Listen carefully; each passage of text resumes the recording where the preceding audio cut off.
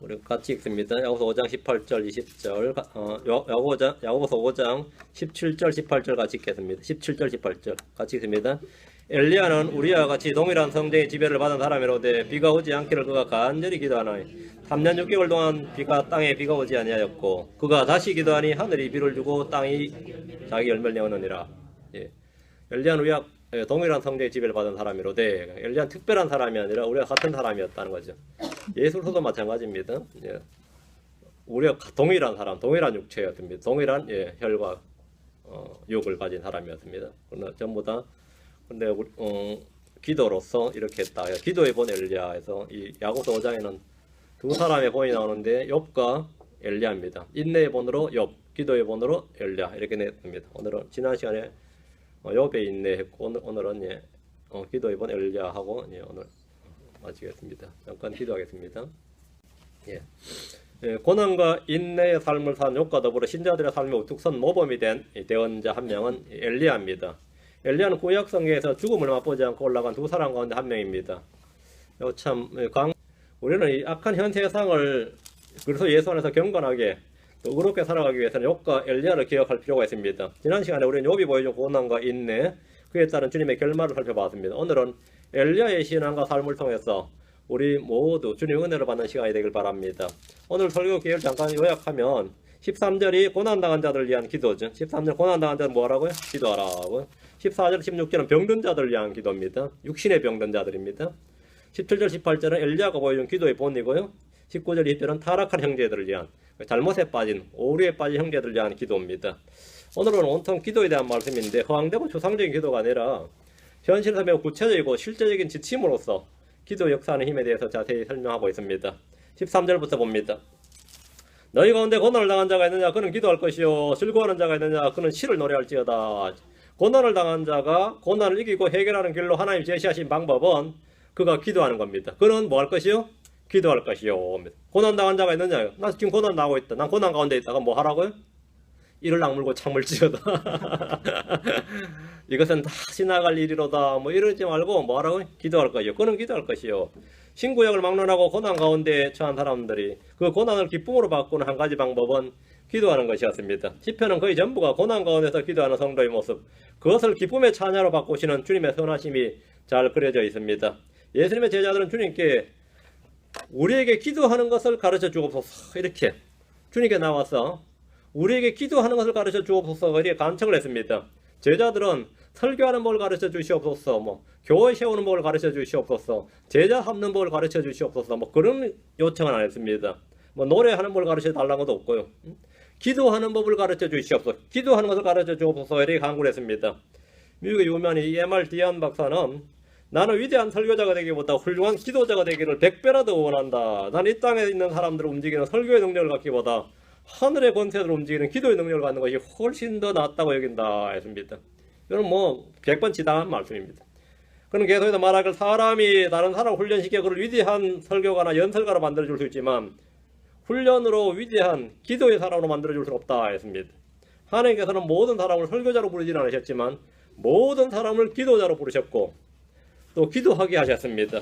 설교자는 자신이 설교의 능력이 없거나 은사가 없다고 생각하면 그만둘 수 있지만 기도는 그만두거나 물러설 수 있는 것이 아닙니다. 기도는 평생토록 해야 되는 겁니다. 성경 말하기를 너희 가운데 고난을 당한 자가 있느냐 그는 기도할 것이요 했습니다. 고난을 당한 자가 할 일이 이겁니다. 기도하는 겁니다. 만약 주님이 고난을 당한 자가 있느냐 부모나 형제들을 찾아다닐 것이요 이렇게 했다면 여러분 난감할 겁니다. 고난을 당한 자가 있느냐 친구들에게 부탁할 것이요 이렇게 했다면 평소에 친구들을 사귀는데 최선을 다해야 될 겁니다. 그러나 주님은 그는 기도할 것이요 이렇게 말씀하셨습니다. 그런데 많은 그리스도인들이 고난을 당할 때면 어김없이 기도 외에 다른 방법을 찾는데 모든 신경을 집중합니다. 하나님이 정하신 방법을 제쳐두고 그 고난을 해결했다면 이기거나 견뎌냈다면 주님은 고난을 계속해서 다른 방식으로 다른 모양으로 또 허락하십니다. 그러니까 주님께서 허락하신 방법, 주님께서 해결하라고 하신 방법으로 해결해야지 다른 방법으로 내가 고난을 이겨냈다 그러면 그거는 뭐라고? one more time, once again이에요. once again. 같은 일이 또 터진다고요. 어떤 사람들은 고난을 당한 자가 있느냐 하면 뒤에 그는 기도할 것이요. 끝이요. 끝입니다. 그는 불평할 것이요, 그는 성질을 낼 것이요, 짜증 낼 것이요, 원망할 것이요. 마치 성경에 이렇게 기록된 것처럼 행동을 합니다.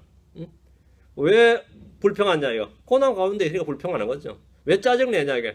성경 말씀이 뭐 고난을 당한 자가 있느냐, 그는 불평할 것이요, 짜증 낼 것이요, 열받을 것이요, 뭐 지금 이렇게 기록되어 있는 것처럼 행동해요. 여러분의 형제, 친구, 또 뭐 친족들, 어떤 인간적인 방법으로도 해결할 수 없는 고난 가운데 내가 놓여 있을 때, 또 우리가 놓여 있을 때 말이에요. 그럼 비로소 하나님의 말씀이 이걸 기억하면 그는 기도할 것이요, 이 음성에 귀를 기울이게 됩니다. 어떤 사람도 나에게 도움이 될 수 없을 때, 어떤 다른 도움을 얻을 수 없을 때, 이제 마지막으로 하는 게 뭐냐면 그는 기도할 것이요. 고난 가운데 주께 부르짖었던 사람들이 모두 하나님의 응답을 받은 반면에 육신을 신뢰하고 사람들을 신뢰했던 모든 사람들은 아무런 응답을 받지 못했습니다. 내가 나아가야 할 앞길이 막히고 뒤로 물러설 수 없고 좌우가 분별되지 않을 때 그 사람은 위를 쳐다봐야 됩니다. 주님이 늘 우리에게 고난을 주시는 것만 아닙니다. 때로는 즐거움을 주십니다. 너희 가운데 즐거워하는 자가 있느냐? 그는 시를 노래할지어다 했습니다. 고통 가운데 겸손하게 주를 의지하다가도 문제가 해결되고 나면 언제 그랬느냐는 듯이 교만한 분들이 있습니다. 찬송을 돌려드려야 할 때 스스로 영광을 취함으로써 망한 일은 허다합니다. 교회는 항상 기도와 찬송, 이 두 가지가 차고 넘쳐야 됩니다. 기도하는 사람이 있으면 찬송하는 사람이 있어야 됩니다. 기도하는 사람이 있으면 고난 가운데 있는 사람도 있고 즐거워하는 사람도 있고, 고난 가운데 있는 사람이 즐거워하는 겁니다. 에베소 5장 19절 20절에 시와 찬송가와 영적 노래로 너희 자신에게 말하며 너희 마음속에서 주께 노래하고 선율을 만들며 모든 일로 인해 우리 주 예수 그리스도 이름으로 항상 하나님 곧 아버지께 감사하고 했습니다. 평소에 일을 할 때 여러분 입에서 조용히 흘러나오는 찬송가는 하나님을 영화롭게 하는 것이며 최고의 경배 중 하나입니다. 찬송가 테이프나 영적인 복음성가 테이프나 라디오를 자주 듣고 따라 부르는 것은 나의 영적 생활에 큰 영향을 미칩니다. 다윗은 성경 인물 중에 누구보다도 고난을 많이 당한 사람입니다. 그러나 그의 전생에는 기도와 찬양으로 일관되어 있었습니다. 그는 하프를 타며 곡을 지어 부른 노래들의 대부분이 바로 시편입니다. 그는 이해할 수 없는 고통과 환난 속에서 주님을 원망하거나 불평한 적이 없습니다. 야고보 사도가 말한 대로 고난 중에 있을 때에는 기도로, 즐거울 때는 찬송으로 살았습니다.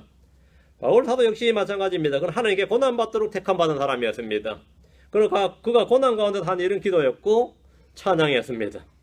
골로새서 3장 16절에 그리스도의 말씀이 너희 속에 모든 죄로 풍부히 가게 하여 시와 찬송가와 영적인 노래로 서로 가르치고 훈계하며 너희 마음속에서 은혜로 주께 노래하고 마음속에서 노래하는 것, 마음속에서 노래한다. 이것이 찬양입니다. 말씀에 기반하지 않는 비성경적인 가사나 곡조로 노래하는 것은 자신의 기분이나 감정을 고취시키기 위한 것이지 하나님께서 받을 수 있는 것이 아닙니다. 여러분이 말하면 이 크리스천 락 뮤직이나 말이죠. 요즘 말하는 CCM이라는 거 있죠. 그런 것들은 모두 마귀적인 겁니다. 음악은 절대로 가치 중립적인 것이 아닙니다. 음악은 분위기 도두라고 준 게 아닙니다. 음악은 주님을 경배하라는 것이고, 하나님께서 시편을 주신 것은 노래로 그 노래로 주님의 말씀을 암송하기 위해서 주신 겁니다. 그래서 모든 찬송가의 기본 가사는 뭐냐면, 가사는 하나님의 말씀입니다. 그 말씀에 곡조를 붙이면 그게 뭐가 되냐면 찬양이 되는 겁니다. 말씀에 곡조를 붙이면 찬양이에요. 그 찬양이라는 게 다른 거 아니에요. 하나님의 말씀에 곡조를 붙이는 겁니다. 말씀에 곡조를 붙이면 찬양입니다. 여러분이 찬양을 듣는 것은 말씀을 읊조리고 말씀을 노래하는 겁니다. 말씀을 입에다 두는 것이고 그 말씀을 마음에 두는 것입니다. 그것이 바로 찬양입니다. 여러분이 찬송가 잘 불러도 찬양 자주 불러도 모든 성경의 기본 교리는 다 마음에 암기 되는 겁니다. 새겨지는 거예요. 왜? 요즘 뭐 찬송가들은 별거 아닌데 예전 찬송가들은 모든 교리가 그 속에 다 녹아 있어요. 교리가 찬송가 가사 속에 다 녹아 있다고. 그러니까 드럼이나 북이나 뭐 징이나 두들기는 걸 가지고 사람의 감정이나 혼을 납다는 리듬, 박자, 비트 또 이런 거 아니고 찬송가의 핵심, 찬양의 핵심은 가사에 있습니다. 가사를 읊조리고 생각할 수 있고 묵상할 수 있도록 하는 거, 그것을 보조 도구로 악기가 동원되는 겁니다. 악기가 동원되는 거, 그걸 돕기 위해서. 그리고 이 곡조나 멜로디라는 것은 이 가사를 내한테 더 원활하게 인도하기 위해서 주어지는 거죠. 근데 이 비트나 리듬 말이죠. 이런 것이 가사를 누르면 안 돼요. 모든 대중가요 노래는 말이죠. 가사는 기억 못하고 뭘 하죠? 곡조는 다 기억나죠. 가사는 몰라도 곡조는 흥얼흥할 수 있단 말이죠. 이 찬양은 반대해야 됩니다. 곡조는 몰라도 뭐가 생각나야 된다고요? 가사는 생각이 나야 돼요. 그게 정상입니다.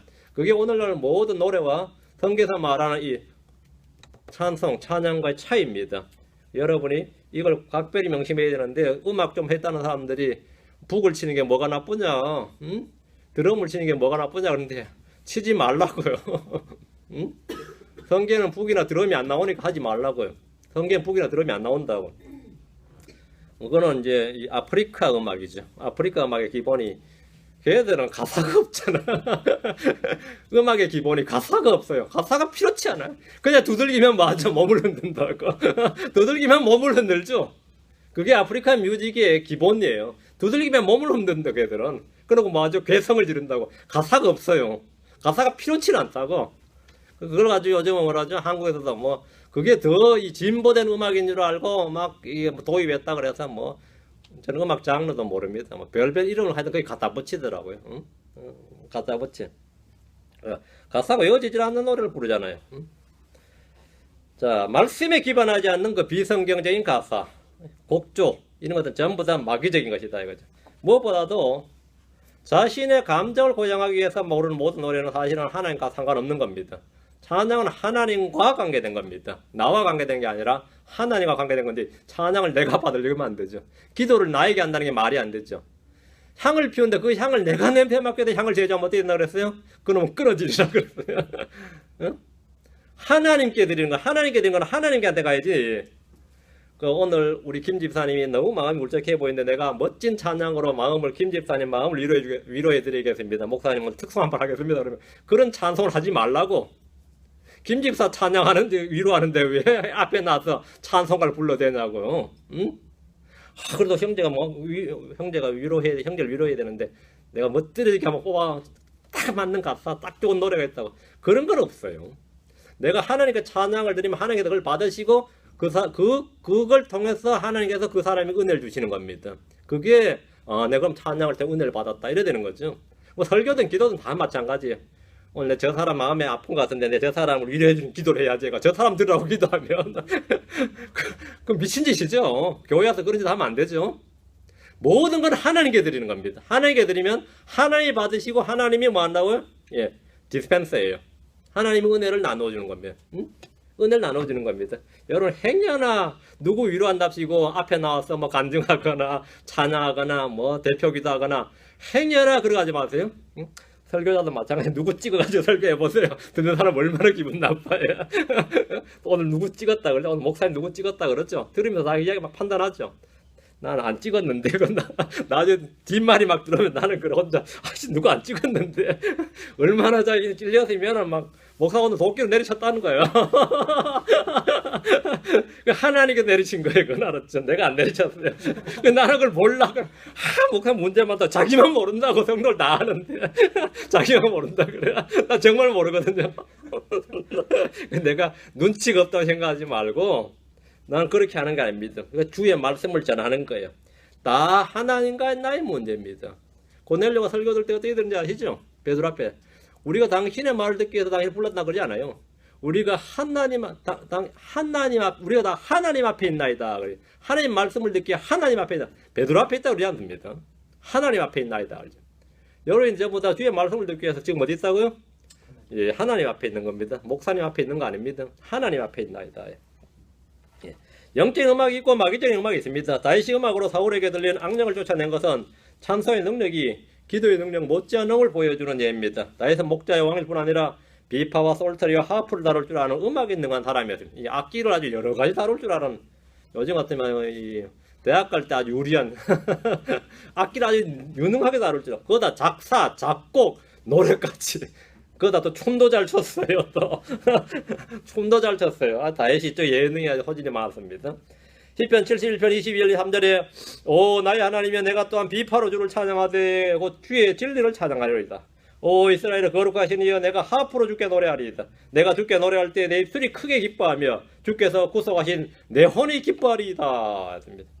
다윗은 작곡 작사는 물론이고 비파와 하프를 다루는 연주자에 직접 노래하는 찬양 사역자였습니다. 우리는 모두 유능한 성경교사나 설교자 될 수 없을지 몰라도 모두 기도와 찬양에는 능한 사람들이 될 수 있습니다. 여러분 입술에서 나오는 찬양은 하나님 기뻐받으시는 영적 희생물이고 영적인 예배입니다.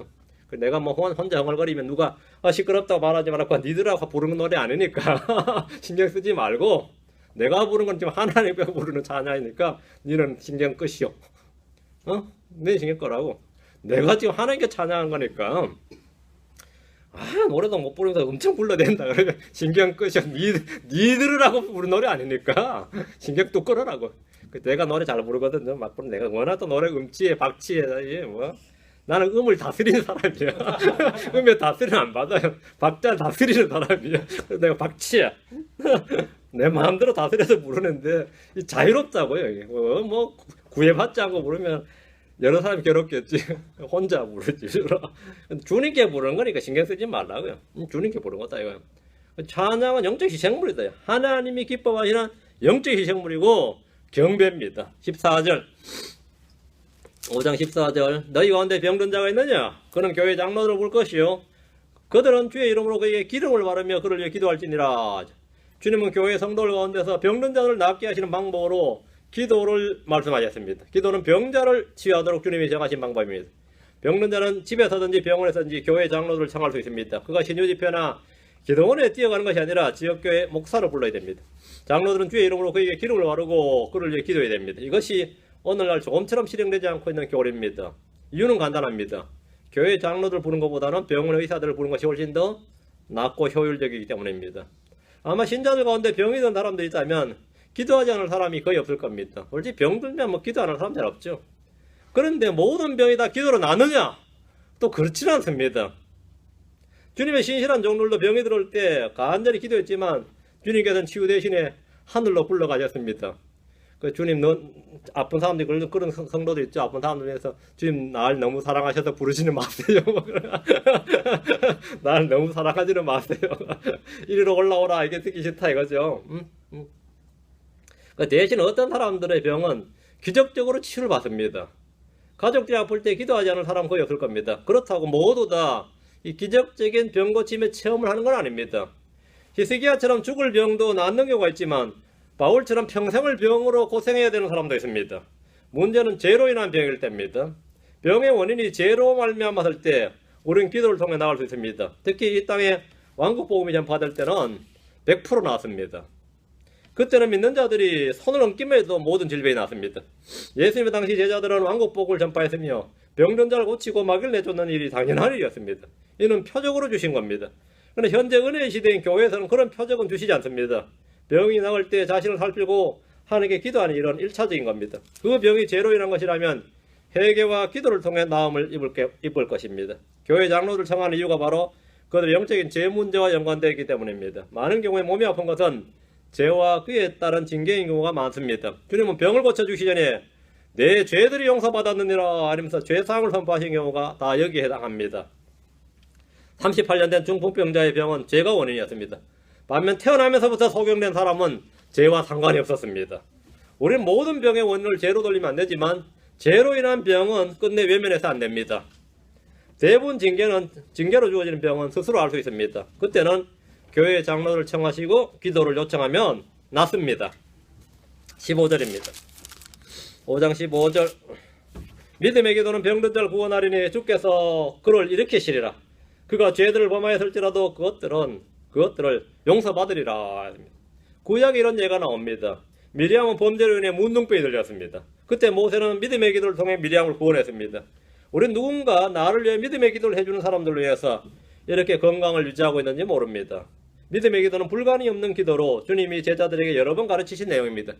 마귀 들린 아이를 고치는데 실패한 제자들이 주님께 나와서 어찌하여 우리는 그를 내쫓지 못하였나이까 이렇게 물었을 때 주님이 말씀하시기를 마태복음 17장 20절에 예수님께서 그들에게 이르시되 너희가 믿지 아니하기 때문이로다. 진실로 내가 너희에게 이르노니 너희에게 만일 겨자씨 하늘 만한 믿음이 있을진데 너희가 이 산에게 말하여 여기서 저 너머로 옮겨가라 하면 그것이 옮겨갈 것이요 또 너희에게 불가능한 것이 아무것도 없으리라 하십니다. 믿음의 기도는 불가능이 없는 기도입니다.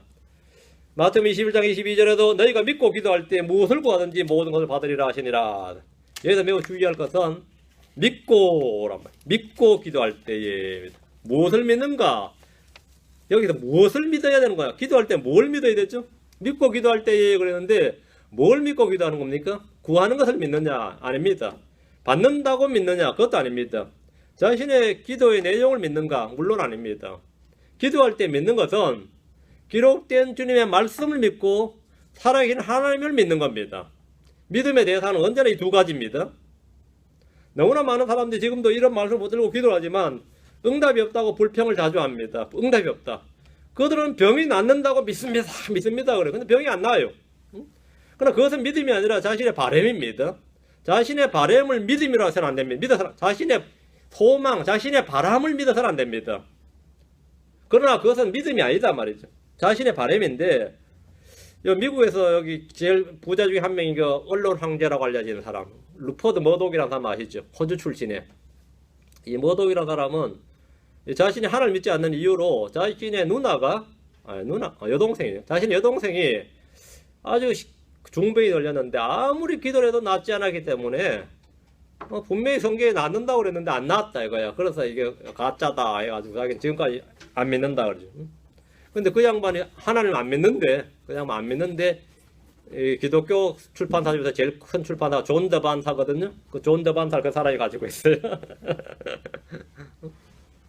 그럼 믿음의 기도가 뭔지 전혀 알지 못했고 지금도 오해하고 있습니다. 사랑하는 자녀가 병들어 죽고 사랑하는 배우자가 병상에서 고통나다 죽을 때 눈물로 기도했던 사람들이 말씀과는 달리 하나님의 사랑과 말씀을 불신하는 경우가 많이 있습니다. 왜? 이거 왜 이렇게 기도도 안 낫냐 이거예요. 처음에 우리 교회에서 누가 아프다 그러면 말이죠. 목사님 불러 기도하고 성도들 불러서 기도하고 신방 한두 번 갔다가 계속 이제 장기로 나가면 한 달, 두 달 지나면 이제 병원 안 찾아가거든요. 한 6개월 지나면 아무도 안 가요. 한 1년, 2년 지나면 뭐 잊어버려. 응? 그거 가지고 이제 죽었다 그러면 고생하다 죽었다 잘했다 그나마 잘 됐다 뭐 이런다고. 안 그래요? 이게 우리 가족 문제라도 말이죠. 처음에 병실 갈 때야 기도하겠습니다. 걱정하지 마세요. 하지만 근데 점점 갈수록 기도하는데 이상하게 갈수록 자꾸 좀 중환자실로 옮겨지고 다음에 어디로 옮겨지고 다음에 코마 상태라 그러고 뭐 그러다 보면 호흡기 뗄까요 말까요 뭐 이러면 지금 의논해야 된다고. 그 사이 기도 안 했냐 그러면 엄청 했죠. 기도 안 했냐 그러면 안 한 거 아니죠. 응? 그러다 보면 말이죠. 응? 이거 뭔가 좀 이상하다 말이지. 안 그런 사람이 없지. 응? 믿음의 기도라는 것이 아버지의 뜻이 성원하고 완전하다고 믿는 것이지 그 병 낫는다고 믿는 거 아니에요. 응? 믿음의 기도란 것이 아버지의 뜻이 완전하고 선하다고 믿는 것이지, 응? 내가 기도한 걸 무조건 100% 하나님께서 내 뜻대로 딱 이루어 주신다고, 그건 이제 100% 잘못된 겁니다. 그런 건 없어요. 나의 기도를 다 들으시지만 이 기도는 오직 하나님의 뜻이 합치할 때 주님께서 주님의 방법대로 주님께서 원하실 때 이루신다는 것을 믿는 겁니다. 우리는 그걸 믿고 기도하는 겁니다. 말씀하신 것을 다 이루시고 기뻐하시는 뜻을 다 이루신다. 우리는 그걸 믿는 겁니다. 그런데 이것이 이 사람에게 가장 좋은 건 뭐냐요? 지금 벌떡 일어나서 나갈 수도 있고 1년 뒤에 일어나서 나갈 수도 있고, 맞아요? 아니면 그냥 죽는 게 나을 수도 있어요. 우리가 생각할 때는 뭐가 제일 나아요? 벌떡 일어나는 게 제일 낫겠죠. 근데 벌떡 일어나서 보니까 이놈이 뭐 방탕하게 생활해. 그 뭐라 그래? 그때 죽게 놔둘 걸 싶다고.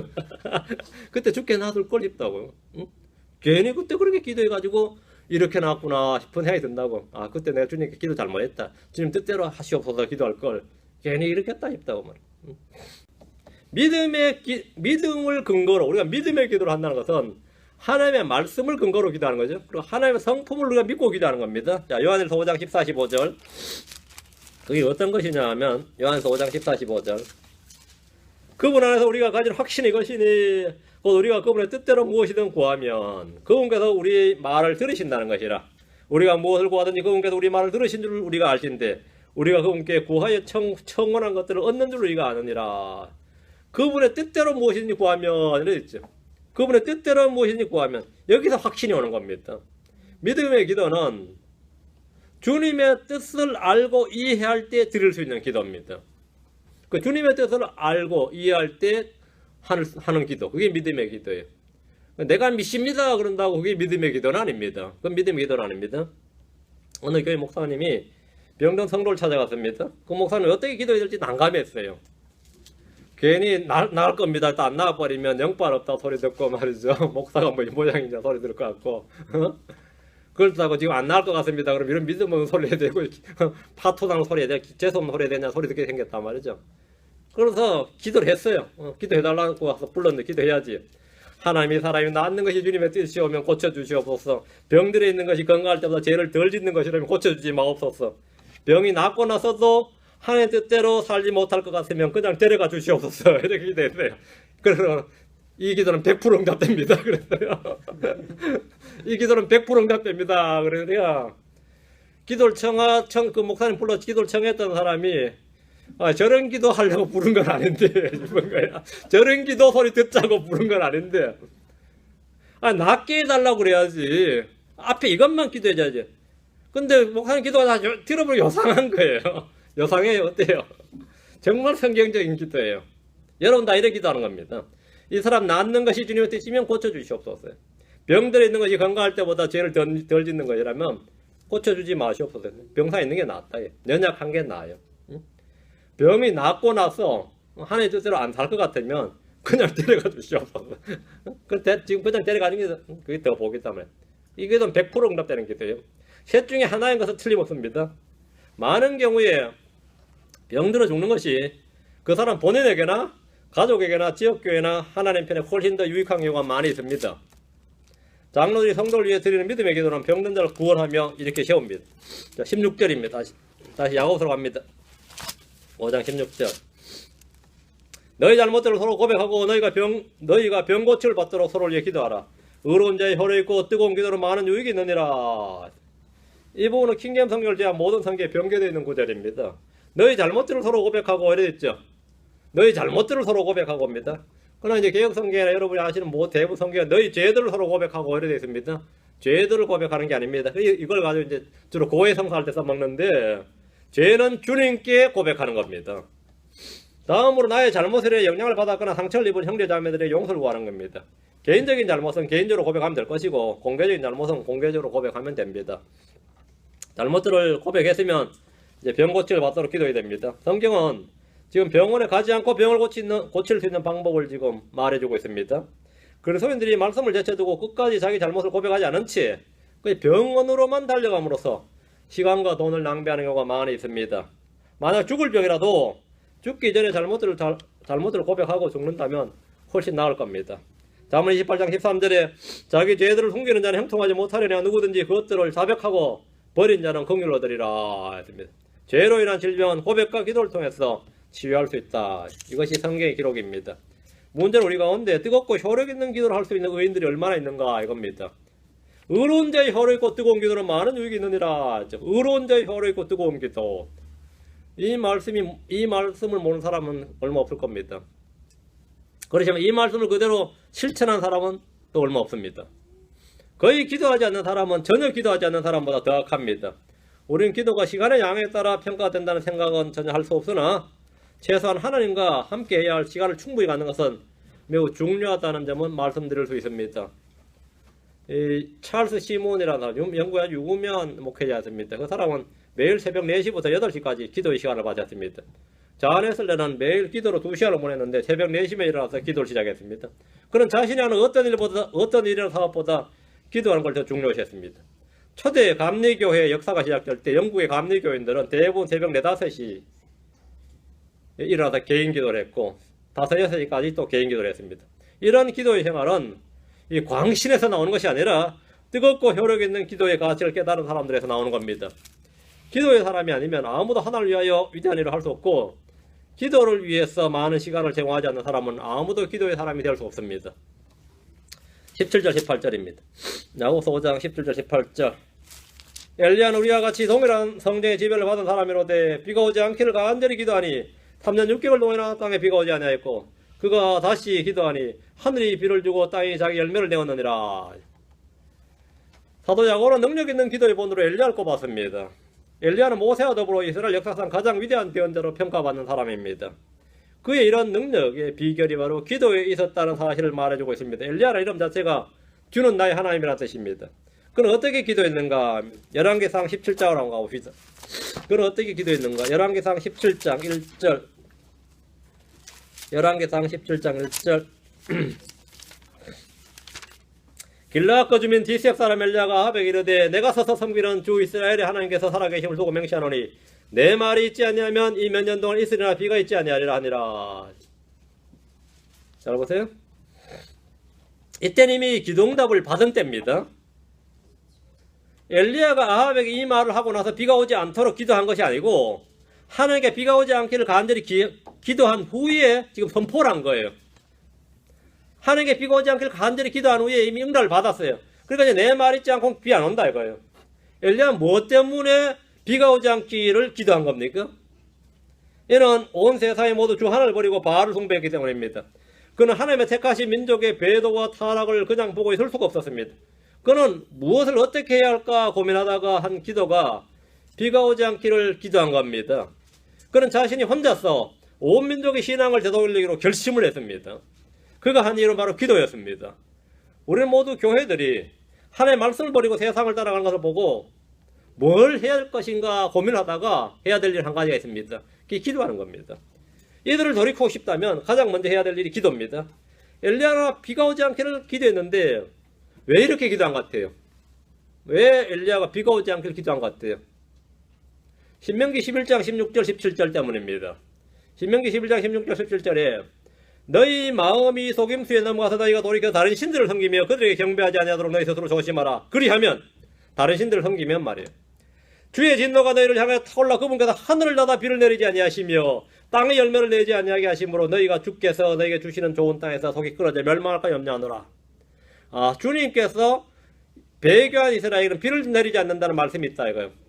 그러니까 이 말씀에 근거해서 엘리야는 뭐 한 거죠? 기도를 한 거예요. 주님이 비를 내리지 않겠다 하시니까 비를 내리지 말아 주시옵소서 이런 거죠. 말씀에 근거한 기도죠. 그 하나님께서 어떤 거죠? 아멘 한 거죠. 엘리야가 자기 기분에 따라서 이 썩어 빠질 세상 비나 내리지 말아라 이게 아니고 하나님의 말씀에 따라서 주님께서 비를 내리지 않는다고 하셨으니까 그럼 비를 내리지 말아 주시옵소서 이렇게. 지금 이스라엘은 모두 하나님을 따라서 다른 신들을 섬기고 있습니다. 만약 하나님의 심판이 집행되지 않는다면 하나님의 말씀 뭘로 알겠어요? 하나님 비를 안 내리겠다는 말씀이 있는데 그건 그냥 전설이나 신화나 이야기거리였자 뭐 이 정도로 여겨질 겁니다. 근데 진짜 비가 안 내려버리면 어떻게 되죠? 우리의 죄구나 이렇게 알겠죠. 하나님도 살아계시는구나 이게 증명이 되는 거죠. 그 말씀대로 집행이 되지 않으면 하나님의 말씀 뭐가 되는 거죠? 죽은 전통에 불과한 거죠. 그냥 기독교인들이 교회에서 그냥 하는 말이야. 그게 세상이야. 그런 게 세상에 어디 있어. 오늘도 얼마나 많은 사람들이 성경 말씀이 실제 살아있는 하나님의 말씀이라고 생각하지 않고 그냥 기독교인들끼리 하는 말이다. 그냥 목사가 설교 시간에 하는 말인 줄 안다고요. 이게 실제인 줄 모르는 거죠. 실제인 줄을. 성경에 리얼리티가 전혀 없는 거죠. 이게 실제단 말이죠. 그래서 엘리야는 하나님을 위해 심히 질투했던 엘리야인지라 이를 위해 기도하지 않을 수가 없었습니다. 그건 우리가 동일한 성정을 지닌 사람이지만 그의 기도의 능력은 오직 말씀과 뜨거운 열심에 있었습니다. 말씀하신 대로 행하시옵소서 이게 기도였어요. 그 엘리야의 뜨겁고 열렬한 기도는 바로 응답이 되었습니다. 18장 1절로 갑니다. 여러 날이 지난 뒤에 셋째 해에 주의 말씀이 엘리야에게만이라. 시간이 흘러 3년 6개월이 지났어요. 이르시되 가서 너를 아합에게 보이라. 내가 비를 땅에 내리리라. 그러니까 주님께서 비를 땅에 내리라 말씀하셨어요. 주님이 말씀하시면 우리가 해야 될 일이 뭐죠? 주님이 말씀을 하셨어요. 그럼 우리가 할 일이 뭐죠? 기도하는 겁니다. 주님이 말씀하시니까 되겠네. 그게 아니에요. 주님이 말씀을 주신 것은 우리가 뭐 하라고요? 그 말씀을 가지고 기도하라고요. 여러분이 은혜를 받았다, 말씀을 받았다, 그럼 근데 왜 안 되지? 기도를 안 하면 안 돼요. 주님의 뜻이 내게 계시됐어요. 그럼 뭐 해야 되죠? 그때부터 기도하는 겁니다. 주님께서 말씀하셨으니 그 말씀하신 대로 이루시옵소서. 그러려면 하나님과 우리가 뭐가 되죠? 동력자가 되는 거죠. 너희는 하나님과 함께하는 일꾼이니라 이래야 되는 거죠. 주님께서 에게 뭔가를 말씀하셨어요. 하나님의 말씀이 나한테 딱 계시된 다음에 뭐 해야 된다고? 기도해야 되는 거죠. 엘리야는 기도했죠. 말씀하신 대로 행하시옵소서 이렇게. 그 바로 응답된 거죠. 이제 3년 6개월이 지났어요. 하나님 다시 비를 내리시겠다 말씀하셨으면 어떻게 해야 되죠? 또 기도해야 되죠. 근데 엘리야는 기도 안 했습니다. 18장 1절에서 그러면 18장 2절에서 바로 엘리야가 오케이 하고 나서 기도했냐? 그건 아니에요. 기도 안 했어요. 기도 안 하면 비 안 와요. 엘리야가 기도해야 비가 와요. 18장 1절에 주님이 말씀하시고 엘리야는 한참 후에 기도를 합니다. 한참 후에. 그리고 나서 비가 내렸어요. 자, 보세요. 3년이 지나서 주님께서 말씀을 줬는데 비는 언제 내렸죠? 3년 6개월 뒤에 6개월 뒤에 내렸다고. 그때 뭐 한 거죠? 산에서 기도한 거예요. 갈멜산에 그때 기도한 거라고. 자, 보세요. 그러니까 주님은 엘리야가 비를 내려달라고 다시 기도하기 전까지 비를 내려주지 않으셨습니다. 주님은 자신의 말씀을 자신의 종들이 하는 기도를 통해 이루신다는 예를 보여주신 겁니다. 엘리야의 기도가 없으면 비는 없습니다. 엘리야의 기도가 없으면 비가 없어요. 우리 주변에는 하나님께서 주시기로 한 많은 약속들을 받고도 구하지 않음으로써 약속들을 받고도 구하지 않음으로써 얻지 못하는 케이스 엄청나게 많습니다. 그러다 가난하고 비천하고 이 무자 돌림이라 하죠. 무능력에다가 뭐 무익해, 무용해, 무능해 그런 거 있잖아요. 무일푼해. 자, 무자 돌림으로 쫙 나간다면 내 인생은 왜 다 무자 돌림이냐 이거죠. 응? 무능하고 무익하고 다 그런 거죠. 무자 돌리면 다 하나만 있으면 됩니다. 너희는 무해하라. 이렇게 해롭지 않게 비둘기처럼 무해하라. 훈계하라 이 말이에요. 근데 구하지 않음으로써 못 얻는다. 마태복음 7장 7절에 구하라 그러면 너에게 주실 것이요 찾으라 그러면 너희가 찾을 것이요 두드리라 그러면 너에게 열릴 것이니 이 말씀대로 구해야 됩니다. 구해야 돼. 구하지 않으면 얻지 못합니다. 열왕기상 18장 42절 18장 1절에서 주님이 말씀하셨는데 18장 42절 이에 아합이 먹고 마시러 올라가니라 엘리야가 갈멜산의 꼭대기로 올라가서 땅에 꿇어 엎드려 자기 얼굴을 무릎 사이에 넣고 이제 기도가 된 거죠. 18장 1절에서 말씀을 받고 18장 42절에서 기도를 했어요. 엘리야는 기도하러 갈멜산의 꼭대기로 올라가서 땅에 꿇어 엎드려서 자기 얼굴을 무릎 사이에 넣고 기도하기 시작했습니다. 이미 하나님께서 비를 내리시겠다고 말씀을 하셨는데 왜 기도가 필요한가? 이런 생각을 하는 분도 있을 겁니다. 그러나 기도는 우리가 하나님이 하신 약속을 손에 갖도록 정하신 방법입니다. 이번에 엘리야의 기도는 은밀한 사적인 기도였습니다. 그는 사람들로부터 떨어져 산꼭대기로 향했습니다. 우리의 기도처럼 사람들과 떨어지는 한적한 곳이어야 됩니다. 주님은 큰 사역을 마치고 나서 한적한 곳으로 가서 기도하셨습니다. 우리는 골방에 들어가서 은밀히 기도해야 됩니다. 엘리야의 기도하는 자세를 보면 뭐죠? 땅에 꿇어 엎드려서 자기 얼굴을 무릎 사이에 넣고 그랬죠. 아합 왕이나 바알의 대언자들이나 이스라엘 백성들 앞에서 당당하게 사자처럼 서서 외치던 이 담대한 엘리야가 하나님 앞에서는 무릎을 꿇고 머리를 박고 있습니다.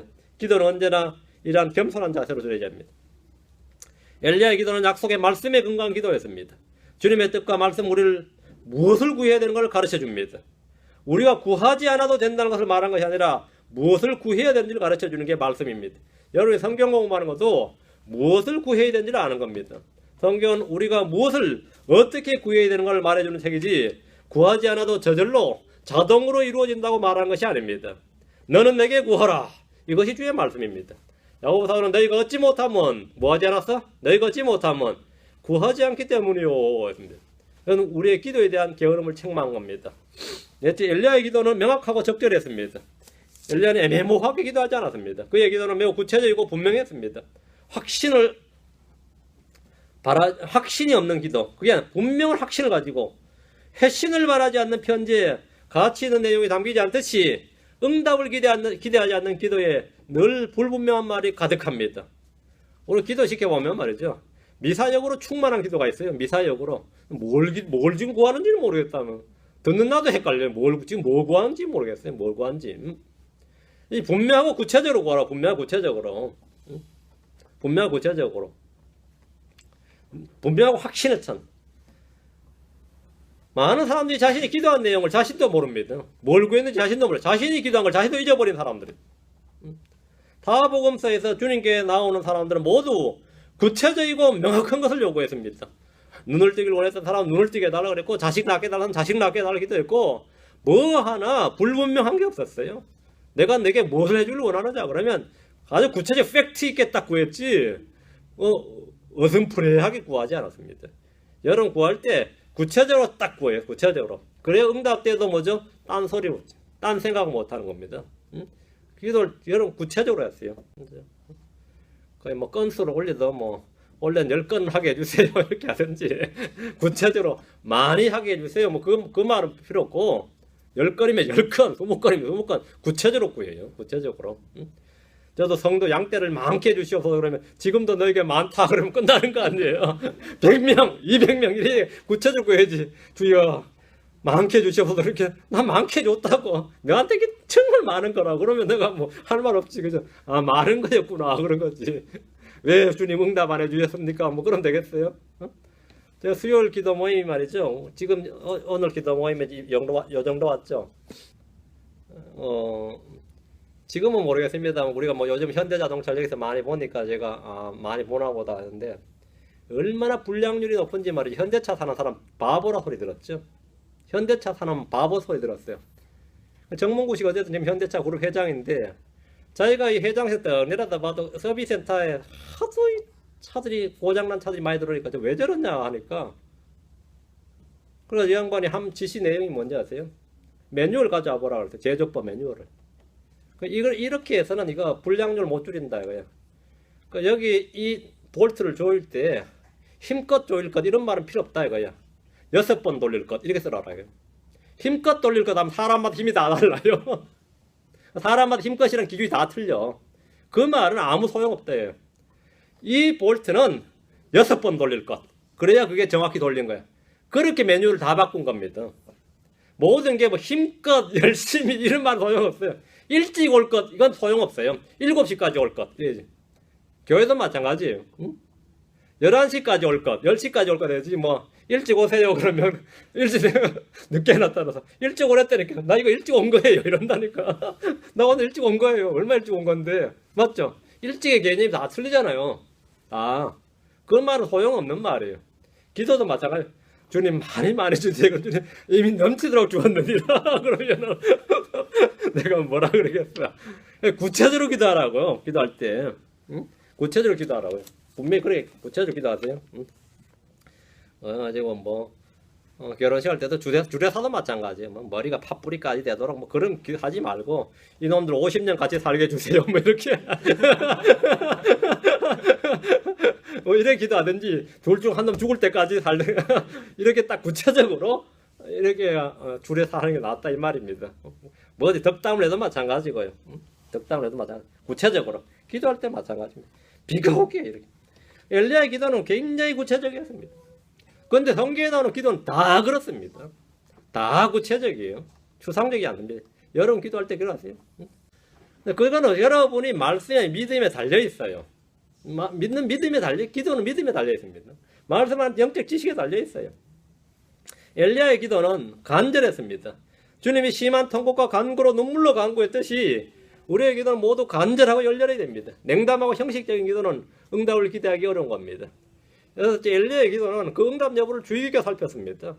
그런 기도하면서 7번이나 사환에게 자기 종에게 말이죠. 구름이 있는 걸 살펴보겠습니다. 너무나 맑은 햇살, 청청한 구름 한 점 없는 하늘이었는데 막 기도를 하고 있는데 기도하면서 가서 구름이 생기나 보라 그러니까 뭐라 그래 없다. 구름은 뭐 저 멀리서 구름 하나 안 보인다 이거야. 또 기도하고 또 보내고 이게 몇 번이야? 7번. 7번. 응? 항상 기도하고 기도 중에 감사를 드리며 깨어있으라. 우리는 기도하면서 응답에 대한 소망을 품고 주의 깊게 돌아가는 상황들을 살펴봐야 됩니다. 그래서 또 안 되면 절망하는 게 아니라 또 기도하는 거예요. 언제까지? 응답될 때까지 하는 겁니다. 응? 이게 인디언식 기도라잖아요. 응답될 때까지 기도하면 100% 기도 응답된다잖아. 응답될 때까지 기도한다. 응답될 때까지. 언제까지 기도하라고 하면 줄 때까지 기도한다 이거죠. 엘리야의 기도는 바로 그런 인내의 기도였습니다. 기도하면서 자기 종에게 바다 쪽을 바라보라 외쳤는데 돌아오는 응답은 아무것도 없나이다 였어요.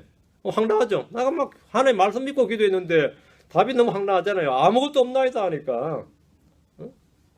그때 그런 말 들을 때 얼마나 황당하고 낙담이 되겠어요. 엘리야 같은 사람도 기도하면서 7번이나 반복해서 같은 것을 구하고 응답받았다면 우리 또한 즉시 응답받기를 기대해서는 안 됩니다. 기도에는 반드시 인내가 필요한 겁니다. 인내가 필요한 겁니다. 이것이 바로 야고보 사도가 본으로 얻은 엘리야의 기도 생활입니다. 이것이 바로 우리가 뭐라고요? 기도할 때 이렇게 기도하라고. 기도의 본으로 제시된 엘리야예요. 기도의 본으로. 기도의 본 엘리야입니다. 여러분 이렇게 기도하세요. 그래서 내 죽기 전엔 되겠지 생각하고 기도하라고요. 조지 뮬러 같은 사람도 말이죠. 자기 친구 하나 구원받게 해달라고 기도했는데 아무리 기도해도 다 구원받았는데 한 명은 끝끝내 구원을 못 받았는데 진짜 죽기 전에 유언하게 생겼는데 그때까지도 뭐 구원 못 받았어요. 죽고 나서 2년 뒤에 구원 받았어요. 뮬러가 죽고 나서 2년 뒤에 구원 받았다고 그 친구가 죽고 나서 그 죽기 뭐 나는 죽지만 주께서는 일하시리라 하고 죽은 거예요. 나는 죽지만 주께서는 일하시리라. 주께서는 내가 기도한 거를 응답하시리라 이렇게. 그 기도 그 마음에 세면 뭐 낭망할 거 없죠. 저도 지금 그렇게 기도하는 사람 몇 있는데 이게 지금 수십 년째 기도하는데 요지부동인데 아무리 뭐 네 마음이 그 거북이 등짝처럼 두꺼워도 주님이 못 들을 주님의 말씀이 못 들을 적은 없으리라 이런 생각하고 지금 기도하고 있는 거예요. 응? 주님의 말씀에 그 칼날이 말씀의 성령의 검이 그 마음을 뚫고 들어가지 못할 그런 건 없을 것이다. 확실하다요. 반드시 죽기 전에 구원받으리라. 응? 죽기 전에 네가 나의 복이었다. 내 인생에 네가 나의 복이었다. 이 소리 내가 듣는 게 지금 기도 제목이야. 그 사람 입에서 윤서방 네가 나의 복이었다. 내 인생에 네가 나의 복이었다. 지금은 네가 나의 재앙이다. 걸림돌이다. 뭐. 이래 돼 있거든요. 그게 내 기도 제목이에요. 맨날 기도하는 게 그거예요. 이제 뭐 또 풀리면 또 전화 걸어 또 예수 믿으셔야죠. 그러면 막 뭐라 그래. 저 입에서 반드시 나올 말 듣고 싶은 말이 있다. 기도하는 겁니다. 그래. 네가 나의 복이었다. 내가 반드시 된다고 믿어요. 100% 된다고 믿는다고. 희한하죠. 이건 기도 간단합니다. 3단 논법이에요. 하나님은 모든 사람이 구원을 받고 진리지식이 이르기를 원하시느니라 하나님 뜻이니라 이게 딱 되어 있습니다. 맞아요? 그 하나님 말씀이에요. 하나님은 누구든지 자신의 뜻대로 구하는 기도는 들으신다. 응답하신다 했어요. 그럼 나는 하나님 뜻대로 구한 거 이렇게 됐고 하나님 이루신다고 하나님 하실 일이니까 여기까지 낚아 뒤는 하나님 하실 일이니까 믿는 겁니다. 그러나 구원에 관한 기도는 무조건 100%다 응답이라 믿어요. 여러분이 누구든지 딱 찍어놓고 기도한 지는 찍혔어요. 너는 내 기도 속에 당신은 내 기도 속에 들어왔다 이거야. 내 기도 속에 네 이름이 내 기도 속에 들어왔다. 네 이름이 내 마음 속에 들어왔다. 이제 너는 뭐라고요? 구원받는 거예요. 살아생전 그 사실을 깨닫지 못하면 저 하늘에서 알게 될 것이다 이거예요. 그런데 사람 믿으면 뭐 지옥 가서 회개하겠죠. 후회하겠죠. 자 19절 20절 야고보서 5장 19절 20절입니다. 형제들아 너희 중에 어떤 사람이 진리를 떠나 잘못하는데 누가 그를 돌아서게 하면 그 죄인을 그의 길에 잘못해서 돌아서게 하는 자가 한 혼을 사마에서 구원하며 허다한 죄를 덮을 것임을 그가 알게 할지니라. 믿는 형제들 가운데 진리를 떠나 잘못하는 자가 있을 때 교회가 할 수 있는 성경적인 방법은 그를 돌이키거나 징계하거나 분리하는 겁니다. 믿음에서 떠나는 이 일은 믿지 않는 자들에게는 있을 수 없는 일입니다. 믿지 않는데 어떻게 믿음에서 떠날 수 있나요? 믿는 자라야 믿음에서 떠날 수가 있지. 그죠? 그 믿음에서 떠난다는 말 자체가 믿음을 근거로 하는 거죠. 전제로 하는 거죠. 믿는 자들 중에서 믿음에서 떠나는 일이 있고 진리를 떠나는 일이 있고 배교하는 일이 있고 파산하는 일이 있습니다. 이 모든 원인은 진리 즉 하나님의 말씀에서 마음이 떠나기 때문에 일어나는 현상입니다. 그렇다면 이런 형제들 위해서 뭘 해야 됩니까? 뭘 해야 되겠어요? 당연히 기도해야 됩니다. 베드로가 진리를 떠나 잘못한 것을 아시고 주님은 미리 기도하셨습니다. 우리는 잃어버린 혼들을 이겨오는 것 못지않게 믿음의 형제들을 지키는 게 중요합니다. 세상으로 또 내려가는 형제들을 다시 말씀과 교제 속으로 데려오는 일은 한 혼을 사마에서 구원할 일이며 허다한 죄를 덮을 겁니다. 베드로전서 4장 8절에 무엇보다도 너희끼리 뜨거운 사랑을 품으라. 사랑은 허다한 죄를 덮으리라 했습니다. 이 구절 영적으로 적용해서 혼이 구령자들에게 적용하면 혼을 이겨오는 일에 대한 가치를 말할 때 많이 사용합니다. 그렇다면 이 구절은 육신의 형제들을 구령하는데 문자 그대로 적용할 수 있을 겁니다. 특히 유대인들은 자기 동족을 모두 형제라고 부르기 때문에 문자 그대로 적용할 수 있습니다. 주 예수를 알지 못하고 사는 육신의 형제들을 돌아서게 한다면 그건 한 혼을 사마에서 구원하는 것이고 허다한 죄를 덮는 일이 됩니다. 혼을 이겨오는 구령의 가치는 이 세상의 어떤 일보다 우선하며 주님을 가장 기쁘시게 하는 일이며 그 사람의 영혼에 대한 사랑의 표현입니다.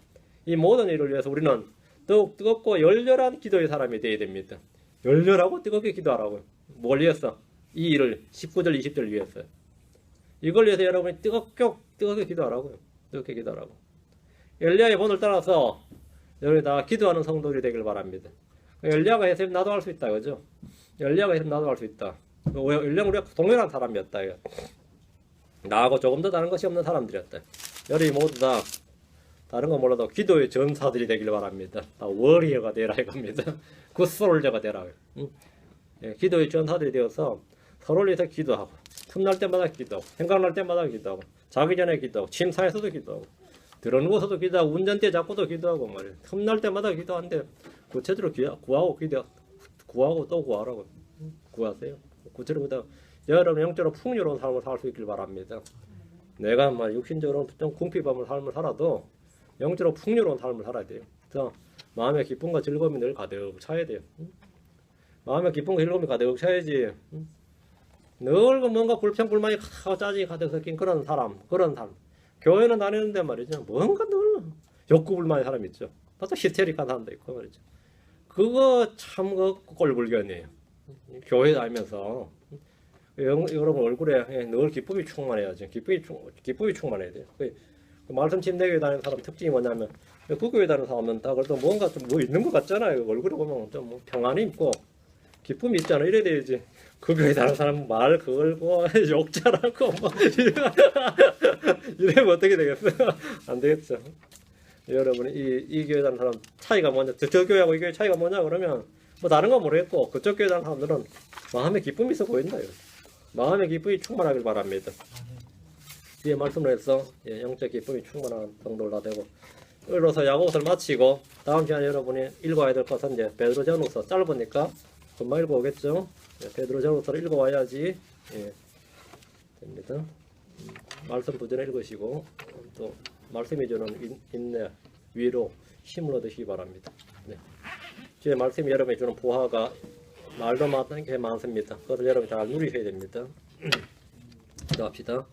주 하나님 감사합니다. 주님께서 은혜와 복을 위해서 오늘도 주의 말씀, 선포된 말씀이 모든 성도들 안에 가득하게 임하게 해주셔서 저희가 기도의 본으로 제시되는 엘리야처럼 제가 뜨겁고 효로 있게 기도하는 성도를 되도록 하시길 원합니다. 그래서 주님으로부터 구하지 않아서 얻지 못하는 그런 죄를 범하지 않게 하시고 기도를 힘으로 결단코 죄를 범하지 않겠다 한 이 사무엘처럼 제가 항상 기도하고 그 기도에 깨어있고 또 저희가 구할 것을 믿음 가운데 구하도록 하나님 뜻 가운데 구하고 확신 가운데 인내로 기다리는 성도가 되도록 도우시길 원합니다. 아버지 하나님 저희 성도를 한 분 한 분이 마음속에 주의 기쁨, 성령의 기쁨, 말씀의 기쁨이 차고 넘치게 해주시고 마음에 가득한 영적인 평강과 큰 평안의 소유자들 다 되도록 역사해 주시길 원합니다. 험악한 세상에서 살아갈 때 주님으로부터 오는 힘을 통해서 넉넉히 모든 걸 이길 수 있도록 해주시옵소서. 감사를 드리며 주의 승 기도합니다. 아멘.